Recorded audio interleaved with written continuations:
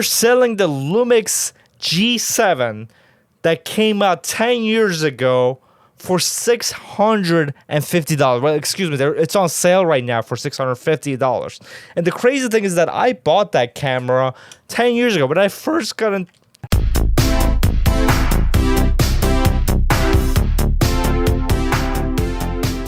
So I took around a 2-year break when it comes to photography, and when I came back recently and started making YouTube videos again, one thing I looked at immediately is, all right, let me see what kind of like cheap camera I can get, you know, just mess around with, because that's one of my favorite things to do is just go online, you know, buy like a cheap, you know, full frame or a crop sensor frame camera, or find some weird lens or something and mess around with that and make a video on it. But one thing that I realize is that the prices of everything has gone completely insane. And the camera that made me really realize how crazy the prices went is right over here. They're selling the Lumix G7 that came out 10 years ago for $650. Well, excuse me, it's on sale right now for $650. And the crazy thing is that I bought that camera 10 years ago when I first got into photography and videography.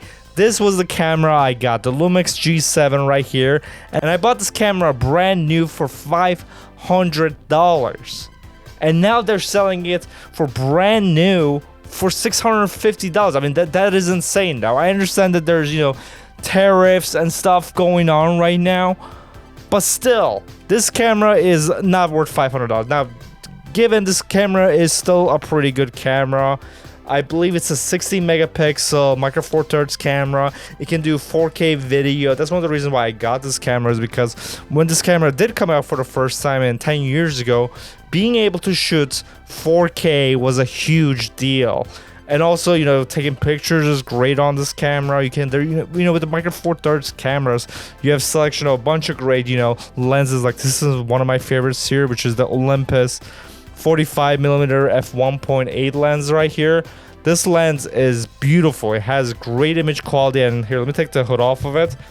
Once you have the hood off of it, I mean, look at this. I almost bought a Nikon FC. I found it, if you get it brand new, it's around $1,200, which is fine for a camera like that, but you can get it used for $600, which I found one. It came with a 28mm, I think it's a 2.8 lens, and I almost bought that one, but freaking B&H was closed because they had some holiday going on. So because of that, they made me wait a week, and when I checked when they were open, they were like, oh, it's already sold. So I was like, I want to get a B&H sponsorship. B&H sponsor me. Do I gotta kiss a wall or something?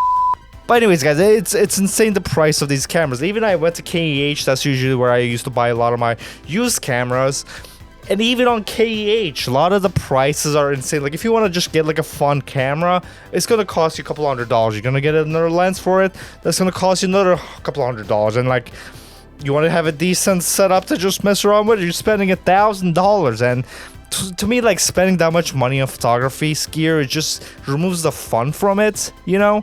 Like, it's fun to, like one of my favorite things to just do is just buy, like, I had this Sony NEX5 camera. This camera, it can take pretty decent pictures, but the autofocus, how it works, is kind of duty on this camera.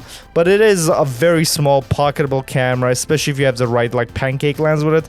It is a fun camera to use.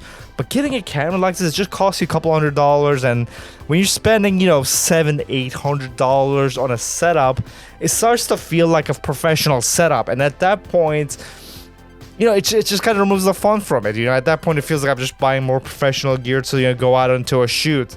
And a lot of times nowadays, I just shoot with my phone. Like, I bought the iPhone 17, which we're shooting this with right now. I put it on a gimbal, and it shoots great video, great pictures on there, and makes a lot of, you know, cameras obsolete, to be honest. But again, it's not really a fun camera to use that much. Like, putting it on a gimbal and, like, having it follow me is fun, but besides that, you know, just taking pictures with it if you're on a trip or something, it's whatever. You know, it just, you don't get the same, like, tactile feel you would get out of using, like, an actual camera and lenses. But it is fun to use. But nowadays, like, when people ask me, like, hey, what camera should I buy? And I'll be like, why do you want a camera? It's like, oh, I just want to be able to, you know, I just want to take, like, good pictures. Like, I just tell them to get the new iPhone. Like, get the new iPhone, put it on the portrait mode, You'll take some good pictures. Honestly, you'll probably take better pictures on your iPhone than you will on like an actual camera nowadays. Like if you spend like $5,000 on a new A7 R5 with like a professional lens, then yeah, of course you'll get good pictures. But if you're just looking to spend a couple of $100s and take good pictures, it's just not possible anymore. It's just, you have to spend so much money, or you have to get lucky and find like a really cheap used one. I mean, like this G7 again, like I was looking at it online to see how much it is if you bought it used, and it was around like $300.